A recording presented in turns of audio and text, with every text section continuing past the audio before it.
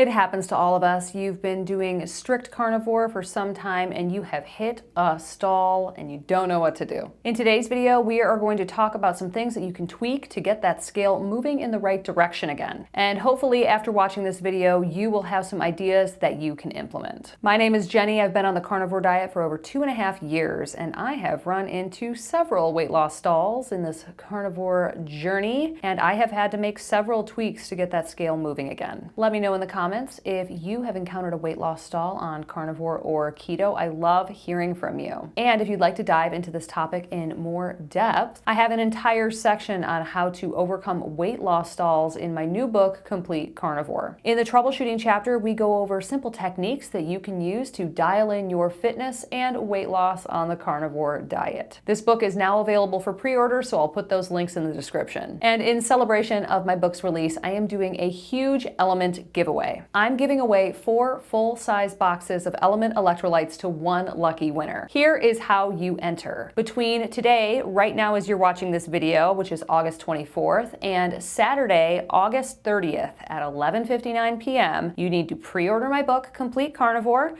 on whatever platform you prefer. So it could be Amazon, Barnes & Noble, Target, Books A Million, wherever you get your books. Then send a copy of that purchase receipt that has the order number on it to completecarnivore@gmail.com. And that's it. I'll pick one lucky winner on August 31st and I will email you to get your address so I can send these boxes of LMNT to you. This is an over $200 prize value and all you have to do is pre-order my book. Each book purchase is one entry. So if you order more than one, if you want to give them away as gifts or something like that, you get more entries. So let's dive into this. Let's talk about what a weight loss stall is by first talking about what it isn't. You have not hit a weight loss stall if you have been on the carnivore diet for less than 30 days and if your weight is just all over the place, either not moving, moving up and down, or things like that. You simply need to give your body enough time to get used to this new way of eating. Patience is key. A true weight loss stall is where you have maintained or like plus or minus 2 pounds, the same weight for like at least 2 months, despite still having weight to lose and or actively trying to lose weight. So if you've just started on carnivore, give your body at least 4 to 6 weeks to get used to this way of eating. But after you've done it for like 60 to 90 days, and if you're not seeing any kind of weight loss or if your weight loss has stalled at that point, then there are some things that you can dial in and tweak. Weight loss stalls can happen for a variety of reasons. And of course, one of those major reasons is usually nutrition, but there's a lot of lifestyle stuff that you can also dial in a bit. So we're gonna talk about everything you can do today, and by the end of this video, you're gonna have at least a few things that you can try. But before we dive into all these factors, I'd like to take a moment to thank today's sponsor, LMNT Electrolytes. In the beginning of carnivore, you can lose a lot of weight, and a lot of that is water weight. And when you're losing water, you are losing electrolytes. A lot of the keto flu symptoms that are so very common in the beginning of carnivore or keto are due to these electrolyte imbalances. That's where LMNT comes in. I used their raw unflavored packets in the beginning of carnivore and they helped to mitigate the very worst of my keto flu symptoms, and I had really, really bad keto flu. Each packet of LMNT electrolytes has 1,000 milligrams of sodium, 200 milligrams of potassium, and 60 milligrams of magnesium. Just one packet first thing in the morning in 16 to 24 ounces of water can help you to get over the very worst of your keto flu symptoms, or maybe even prevent a lot of them from happening in the first place. Even after 2.5 years on the carnivore diet, I still use electrolytes on a daily basis. I've actually built myself kind of a Hashimoto's protocol that I'm working on, and I am drinking 3 packets of LMNT electrolytes per day as a part of that protocol. Right now, LMNT is offering my viewers a free sample pack with any order. So head to the link in the description. It's drinklmnt.com/JennyMidich. That's DRINKLMNT.com/JennyMidich and get your free sample pack with any order today. Before we dive into our first set of tweaks, I want to talk a little bit about healing and why you've come to carnivore in the first place. If your body is healing or if it's in crisis mode, it's going to be really hard to lose weight. I have a personal experience with this. We just talked about my Hashimoto's protocol that I'm putting together. So Hashimoto's is an autoimmune condition where your body is attacking its own thyroid. It thinks it's a foreign invader. And I know I talk about it all the time, but the fatigue is debilitating. It's a huge part of my life right now. And for me, I can make a lot of tweaks to my carnivore diet and I still have a hard time losing weight. I now know know that I need to address the Hashimoto's first, and then everything else, including weight loss, will fall into place. So if you have something similar going on, definitely watch this video because there's going to be something in here for you that you could implement that might help you, lose a few pounds. But I encourage you to start trying to figure out what the root cause of your issue is and really start addressing that. And then perhaps everything else will kind of fall into place there. And that is my public service announcement of the day. So let's dive into our very first set of tweaks that you can make. And we're gonna start with nutrition. Nutrition is like 80% of what you're doing. So let's just cover this low-hanging fruit first. And of course, we are going to assume that you're following a carnivore diet in these tips, but if you're not, like if you're doing keto, ketovore, or just low carb, that's okay. Just adjust these tweaks and tips to fit your dietary lifestyle. So the very first thing I want you to do is to track your food for 1 week. Now I get it, a lot of people hate tracking their food, but if I was your coach, this is the very first thing that we would do. We need to know what you are actually eating. So be honest, make sure you're marking down everything that you're eating. You can use a free food tracking app, MyFitnessPal, Chronometer, Carb Manager, whatever you want to choose. The key here is just making sure you're getting everything that you eat because you may forget, and making sure that you're getting the right amounts too. You may underestimate the amount of food that you're eating if you're not weighing it or things like that. So really try to do this for at least a week and be honest. You're only doing a disservice to yourself if you're going to exclude things or lie about what you ate in your food tracking app. No one else is going to see this. This is just for you. We need to know this data. And once you've done it for a week, we'll know what your calories are, we'll know what your macros are, and then we can go from there. Next up, after you've been tracking, if you are still consuming liquid dairy and cheese, you need to cut it. It is one of the main reasons why people don't lose weight in the beginning. And I get it. When you transition over to a carnivore diet, including cheese and liquid dairy, it just opens up so many more flavors and recipes that you can do. But as you continue on carnivore, and if you're not losing weight, if you're losing weight and you're eating cheese and dairy, like liquid dairy, awesome. I'm jealous. I wish I could do that. But if you're not, if you're stalled, you really need to cut the dairy. For now, I'm not including butter in this, okay? So you can still do some butter. We're gonna talk a little bit more about butter here in a little bit though. Another thing with liquid dairy and cheese is that you could be having an inflammatory reaction to it. So for me, autoimmune, Hashimoto's, I cannot do liquid dairy and cheese. It is highly inflammatory. Anybody with an autoimmune condition, you need to cut that immediately. A lot of people though don't realize that they're having these reactions until they cut it for at least 3 to 4 weeks and then reintroduce one item at a time. So some symptoms that you could look out for to see if you're having a reaction to dairy, obviously gastrointestinal or stomach distress. For me, it's more of like headache, sometimes stuffiness, general malaise. I start to get a little bit of depression and anxiety symptoms, and my joints get tight, like my fingers are tight when I wake up in the morning. That's how inflammation expresses itself for me. It's going to express itself a little bit differently for each individual, so kind of figure out what that looks like for you. Cut the dairy. If you haven't cut the dairy yet, that's the very first thing you need to do. That's probably going to help you lose a few more pounds pretty quickly. So next up are some techniques for switching it up. If you're doing the same thing for a long period of time, your body gets used to it. The body is highly intelligent. So if you're eating the same food at the same time with the same kind of exercise, all that kind of stuff, like your routine is set and you have hit a plateau, it's time to mix it up a little bit. The best example I can think of for this is my former life as a waitress and bartender. So I was on my feet for 8 to 12 hours per day. And you would think if you're running around that much, oh, you're gonna be losing a ton of weight. Well, no. Maybe initially the first few months of a job like that, but then your body gets used to it. It's your new set point. So if I was still doing that kind of work, I would need to do something in addition to my normal activity because my body's it's used to it. So smart. It's annoying, but your body is so smart. So the easiest way you can switch it up is by switching up your macros. If you're doing carnivore, a lot of it is like high fat, moderate protein.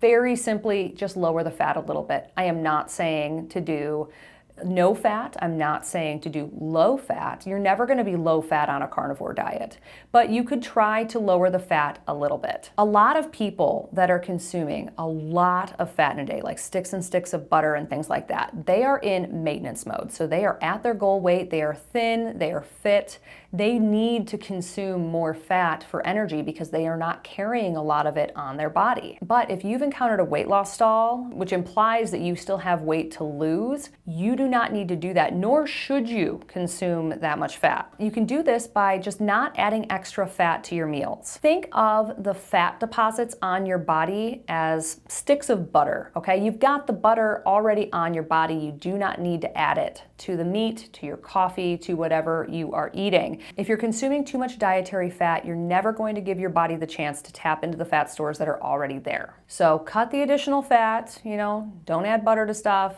get it out of your coffee, and that can be a really quick fix. Another way that you can do this is switching out one meal for something a little bit leaner. So instead of eating a ribeye steak, eat a sirloin. Instead of eating bone-in, skin-on chicken thighs, eat a chicken breast.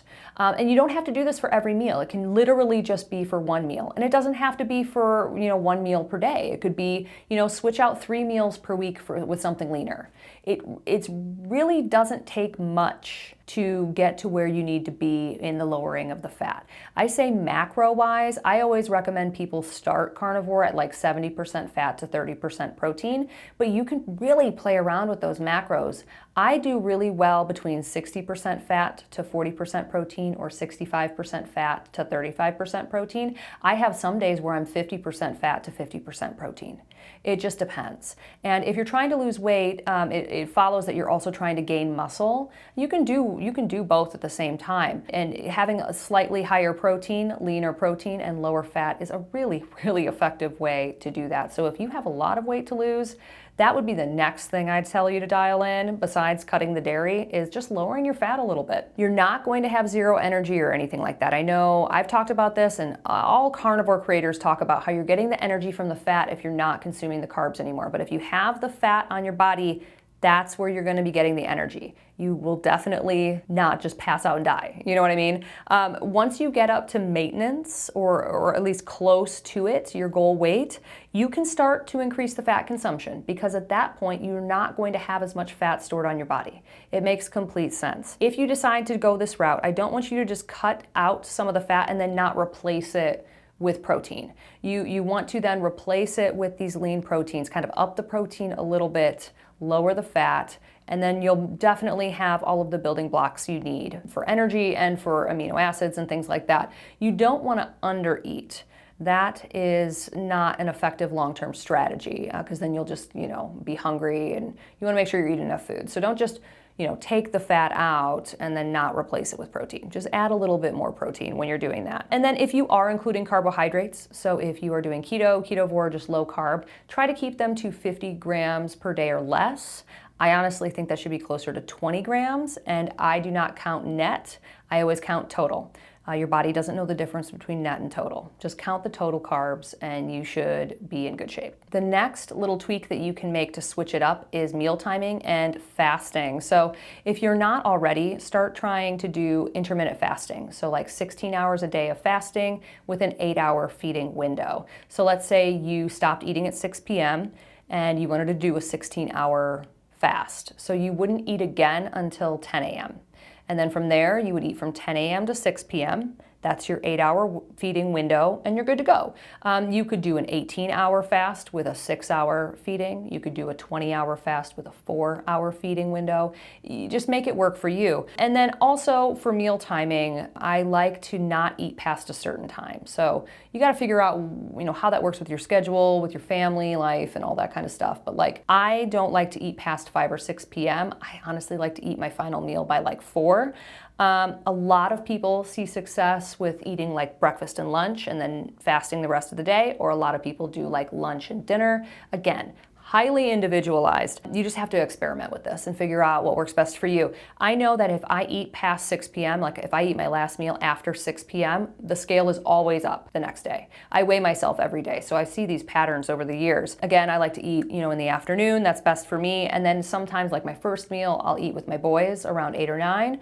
If I'm not hungry, I'll eat my first meal around like noon or something like that. You can also incorporate longer fasts, so 24 to 48 hour fasts, or even longer than that. But I think that these should be incorporated intentionally and not all willy-nilly. Goran, my husband, he loves water fasting. He is really good at it. He learned how to do it from Dr. Jason Fung's books, and he will do like a 10 to 14 day water fast once a month. For him, I've had a lot of videos about lipotoxicity recently. I will link those in the description, but for him, he couldn't just do normal carnivore and lose weight. He was not losing weight at all, and his metabolic health was declining. His blood pressure was going up, his trigs were high, his glucose and insulin was high. He was not in good shape. So we didn't know that he had lipotoxicity. We didn't lower the fat in his diet. Instead, we just did the long water fasting and some zone 2 cardio along with strength training, and that's how we were able to get his numbers down. We were able to get his visceral fat from 9 pounds to 4 pounds. We have gotten his trigs under 100, fasting insulin is in the single digits, glucose is normalized, and we've dropped 50 pounds. He's dropped 50 pounds of weight. So that's how we did it with him. And he loves the water fasting. It's really the only thing that works well for him. Even now, we still have some progress to make because he still has 4 pounds of visceral fat, and that's still affecting his blood pressure. So he will throw in 3 or 4 day water fasts like nothing. But he's an experienced faster. So you need to figure out what works best for you. I'll link a few resources in the description of books that I think are valuable, and then work your way up to it. You know, start with a 16-hour fast, and then an 18, and then a 20, then try a 24. A lot of this is mental. You know, it's like, oh, I could never, not eat for 24 hours. And then you do it and you're like, oh, wait, I can do it. You can do it. It just, once you're fat adapted, you're used to burning fat as fuel, it becomes a lot easier. I think it's harder when you're eating a ton of carbs because you constantly need to eat. But when you're doing keto or carnivore, it becomes so much easier. So if you have thought that you can't do fasting, I challenge that. And I think that maybe it's something that you should try. It's so effective for so many people. So the key with switching it up using meal timing or intermittent fasting or things like that is you have to do this often. I would say if you change your meal time and all of a sudden you start losing weight again, just keep doing that until you hit another stall. And then it's time to switch it up again. Again, the body, highly intelligent, it gets used to what you're doing very quickly, and then you need to give it a new set point. That's all. Just keep dialing those things in. If you watch this channel, you know that I love tracking blood work, DEXAs, glucose, continuous ketone monitors, whatever. So tracking your glucose and ketones can be another thing that will give you a lot of data points. Some people get bogged down with having too much data. For me, I love it. I love seeing how my body responds to certain foods, to heat, to stress, to sleep or lack thereof. And I think wearing a continuous glucose monitor for a month can really give you a lot of data that can help you dial in things. As far as ketones, you can use the Keto Mojo meter. I think I have a 15% off a starter kit code, so I'll put that in the description. But you can also use a CKM, so the SciBio continuous ketone monitor. It's not available in the United States right now, and I think they're running into some supply chain issues right now, but I will put that link in the description as well. That was highly accurate. I was always really impressed with the CKM. So I think just having a little bit more data in addition to the tracking your food in the beginning, that can be really helpful. So part of this can also be that regardless of the tweaks you make, you're not going to lose weight. Sometimes it's just a matter of time. Kelly Hogan talks about this on her channel. She talks about how there were a few periods in her life where she was just doing everything right, but she was at the same weight for 2 years. And then all of a sudden it started coming off again. So sometimes you just have to be patient and consistent. And if you're seeing health improvements, if you're feeling good, your numbers are good, but you're just not losing weight, sometimes you just need to wait a little bit. That is a possibility. And then consistency and discipline. I think that's really important. You need to be real with yourself. Have you actually been strict and consistent with carnivore or keto? Or have you been having cheat meals? Have you been drinking alcohol? Did you honestly track your food for 1 week to see what you were actually eating? You really need to be honest with yourself and take accountability for what you put in your mouth, because no one else is going to. No one else is going to. You are responsible for your own health. So I think just realizing that and realizing that it's up to you to do this is a big part of this. So yeah, don't sell yourself short. I know you can do this. I know that you can get healthy, but we got to be honest with ourselves, right? Right. Next up is movement. We always talk about, diet and exercise, diet and exercise. Humans are, animals. We're mobile creatures. We are meant to move around. So one thing that can really help to jumpstart weight loss if you're sedentary is just adding in some movement. And if you're already exercising, mixing it up a bit, again, like we just talked about, you gotta give your body a new set point. It gets used to whatever you're doing. So if you're doing the same machines, the same exercises every single day, your body's used to that. You need to completely switch it up. So one thing that is a fat blaster is zone 2 cardio. I've talked about this in several other videos. Chronic cardio is not good. That's not what we're talking about here. Zone 2 cardio is barely breaking a sweat, but it's enough of a heart rate increase to burn fat. So the way that you know you're in zone 2, there's specific heart rate parameters, I guess. So what you would do is you first calculate your max heart rate. You're going to take 220 and subtract your age. So let's just say 220 minus 40, like a person is 40 years old, their max heart rate is 180. So if you want to be in zone 2, you're at 65 to 75% of your max heart rate. So we need to calculate what those numbers are, right? So we take 180 from this hypothetical person, we multiply that by 0.65, and that is our bottom bracket, okay? So at 117 beats per minute, this person has entered zone 2. Then let's get the upper bracket. Multiply 180 by 0.75 and you get 135. So this hypothetical person, between the heart rates of 117 to 135, that is their zone 2. It's gonna be different for everybody depending on your age, right? And those aren't like hard and fast numbers, but you just kind of want to be somewhere in there. You can do this by taking a brisk walk. I get into zone 2 if I go on the Stairmaster at like speed 1, it's not hard to get into zone 2, and hanging out there for like 30 minutes to an hour a few times a week can be really helpful. Pair that with some strength training. I think strength training is like the #1 movement item that everybody should be doing. Everybody. You need to build a strong foundation of muscle on your body.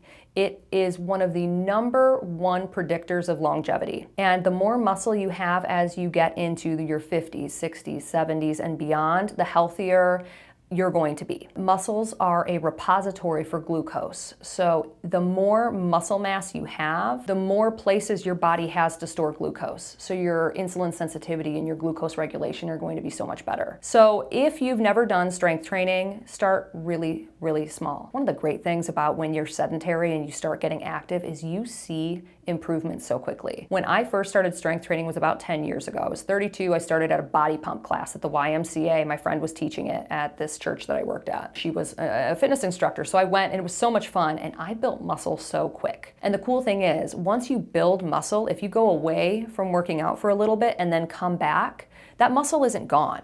So like I quit doing strength training for a couple of years between travel and the twins and all that, the pandemic, I couldn't really go to gyms and stuff. But when I came back to it a few years later, yeah, I was sore for a couple of days, but holy smokes, I still could lift pretty heavy. Within like 3 weeks, I got back to what I was lifting before. So strength training, really important. Trying to do it at least 2 to 3 days per week is key, but start small, okay? Don't hurt yourself. I think it's good to, maybe if you have a gym that you go to, paying for a one-time trainer session so they can show you all the different machines and then help you build a program that you can do on your own. You don't have to go and get trainer sessions all the time unless you can afford that. It is kind of pricey, but I think that's invaluable. So zone 2, cardio, you can do strength training, walking. Walking gets a bad rap. Like people are like, oh, walking, it's so boring. I love walking. I love walking so much. I wish I could do it more. I'm not in the season of my life where I can just leave first thing in the morning. I have to take care of my kids, right? But just getting up and walking a mile, 2 miles, 3 miles, whatever a day, and you don't have to walk super fast, just getting outside in the sunlight, in the fresh air, it can do wonders for your health. And if you're going from no walking to walking a mile, that is going to help to get the weight loss moving in the right direction again. I think with movement, the key here is like we really should just be moving as often as possible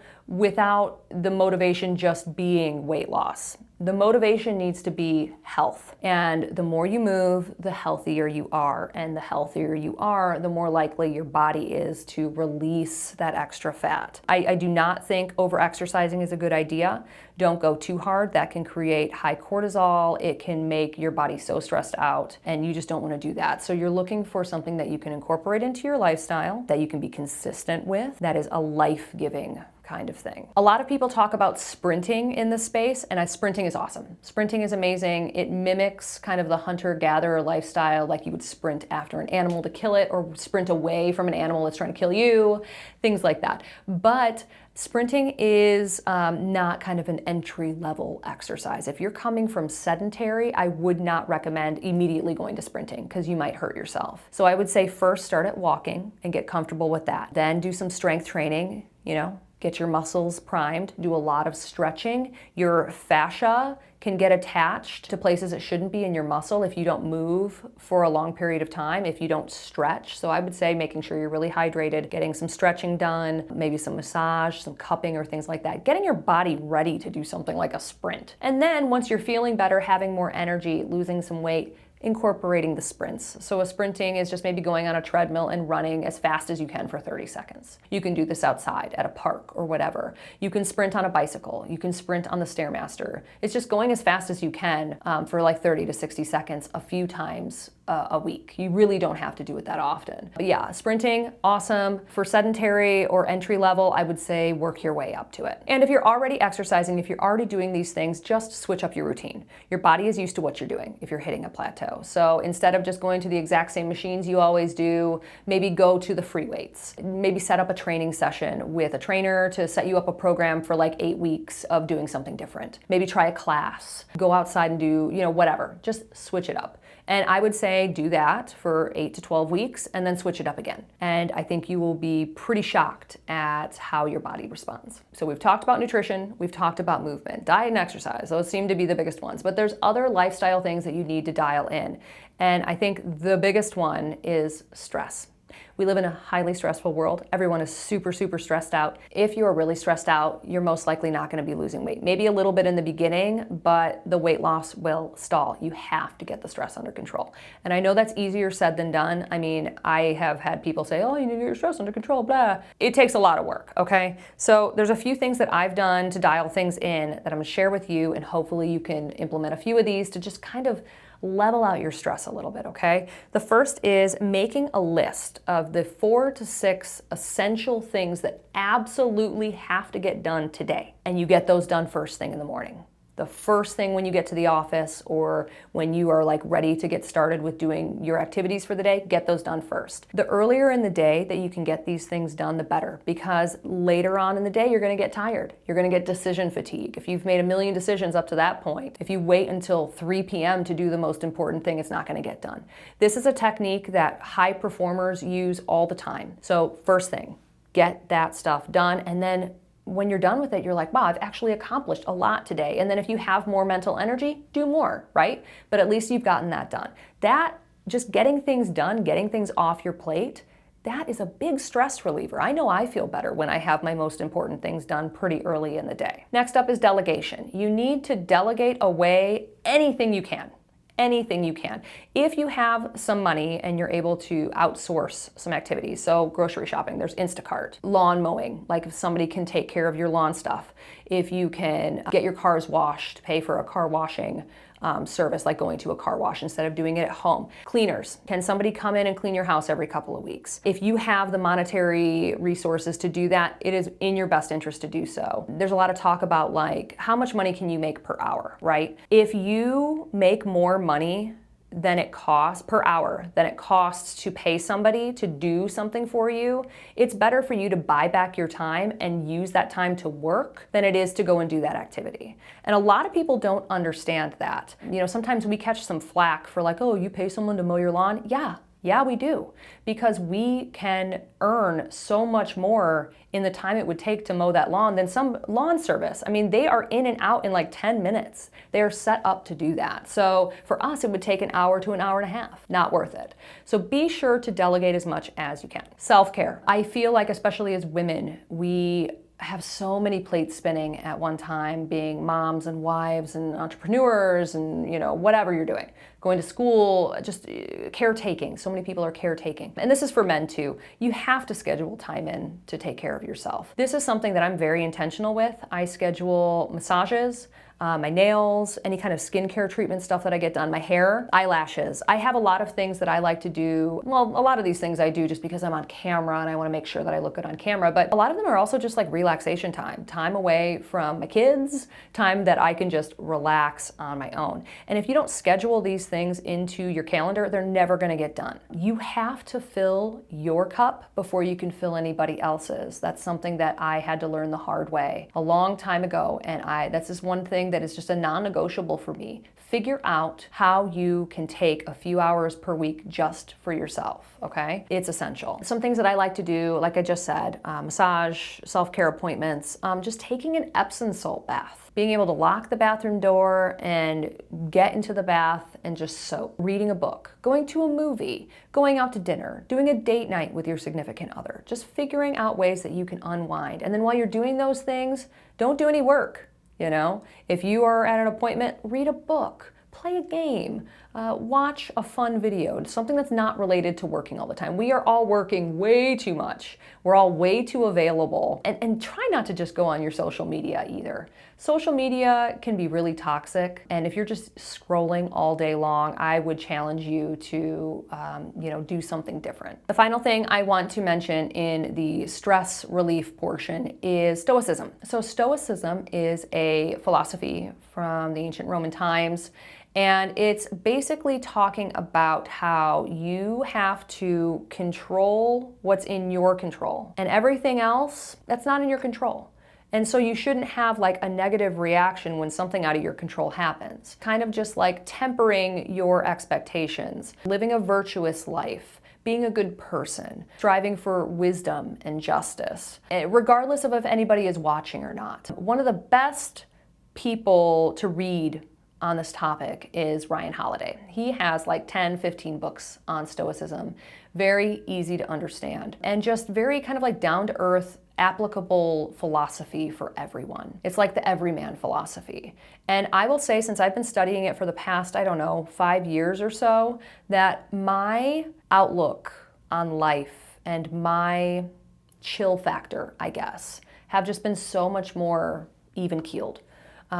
I can control everything in my own life to a degree, right? And I do so. I make sure I take care of everything I need to take care of. So I'll link some of those books in the description and check them out. Check them out. I think a really good one to start with is The Obstacle is the Way. That's a really good intro to Stoicism. This video is getting really long, and I apologize for that, but there is a lot that can go into weight loss stalls. So I want to talk about some more lifestyle factors, one of which is sleep. If you are not getting enough sleep, your metabolic health is going to go down the tubes. We are meant to sleep for like a third of our lives. And we live in a culture where, hustle culture, we're supposed to just work, and view, and never go to sleep. Stay up super late or whatever. You need to sleep, and it needs to be consistent. You need to have a good sleep routine, so keeping your room nice and cool, very dark, making sure that you don't have a lot of light shining on you, so like not sleeping with the TV on. I wear an eye mask. We have darkening curtains. You don't want to just be drugging yourself with Ambien or whatever to go to sleep. You really want to work on how you can optimize your circadian rhythm so that when night falls, you're tired. And then that kind of leads me into another lifestyle thing that you really need to adjust, and that is sunlight, your circadian cycle. This was something that I didn't take very seriously until about 2 months ago. I interviewed a gentleman by the name of Zaid Dahaj at the recommendation of Dr. Lisa Wiedemann. She follows him on Instagram, and man, he is wicked smart, and he knows a lot about circadian stuff. So after interviewing him, I did a few things. I went and got contact lenses that do not have UV blocking in them, and I started to go outside at sunrise every day. And I've noticed a few things, and it was subtle at first, but there are some changes. So one thing that you do when you get out and you see the sunrise in the morning is you're priming your skin and your eyes and your body to know that it's morning.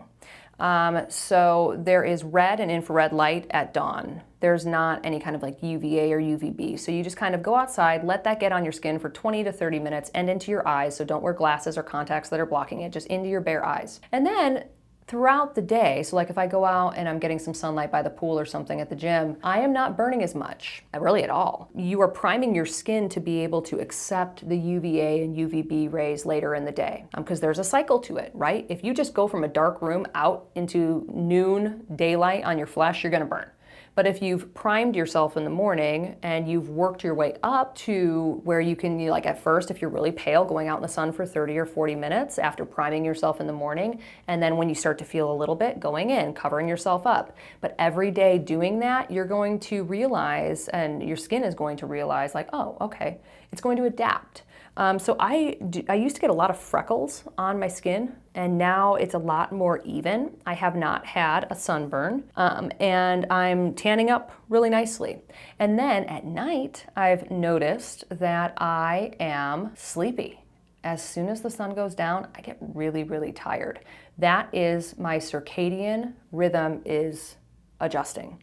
And that's really all that I've adjusted. I haven't changed my light bulbs in my house to be incandescent. I'm still on screens all the time. We go to sleep with the TV on. But just being up at dawn has been a game changer.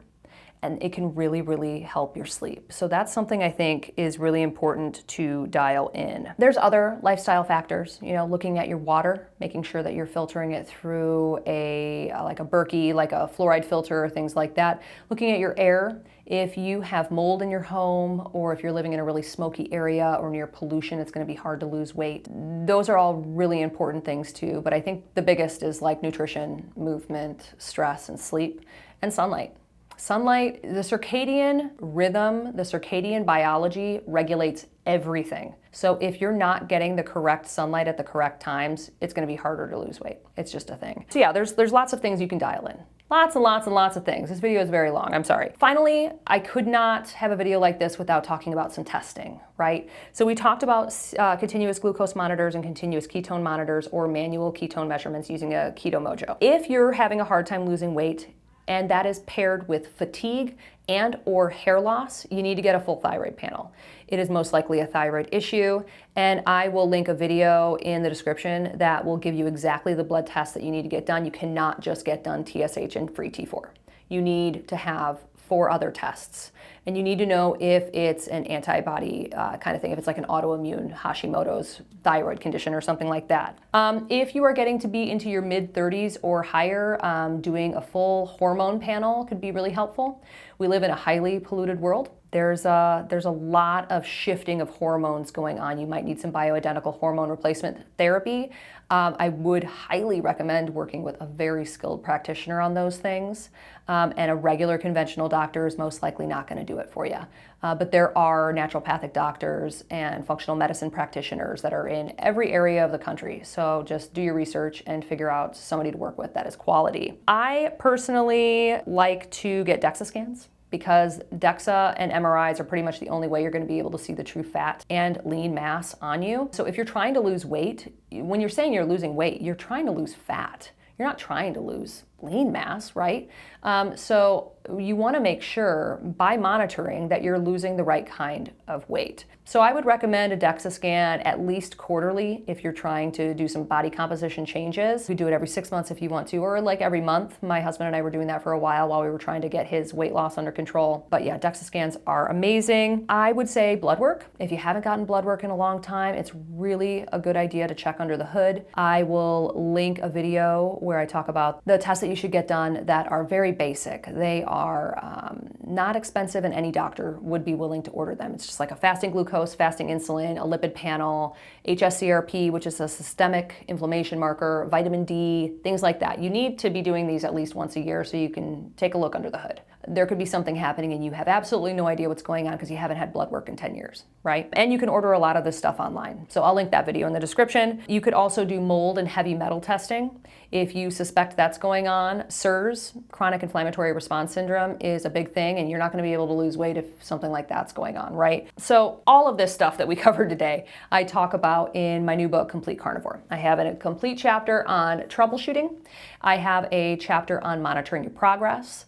And all of these things are talked about in detail in there. This book is now available for pre-order. If you enjoyed this video, you can always subscribe and like the video. But if you'd like to take your support a bit further, pre-ordering this book is the best way you can do so. And then you'll have this stuff that you can refer to, like in your hands, and take notes and all that kind of stuff. That book is also a cookbook. It has 80 carnivore recipes in it that can help you to dial in your carnivore diet. So I'll put those links in the description. If you have any questions, I know this was a long one, but this is a topic that a lot of people are having a hard time with.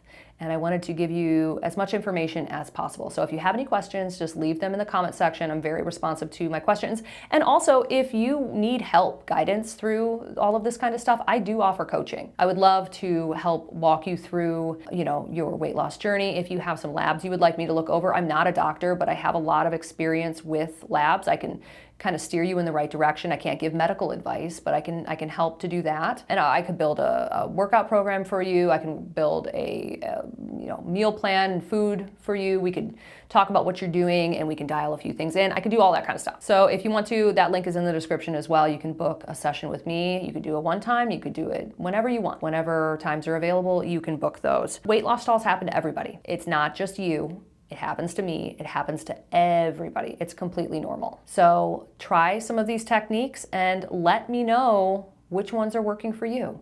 And with that, I'll see you in the next video.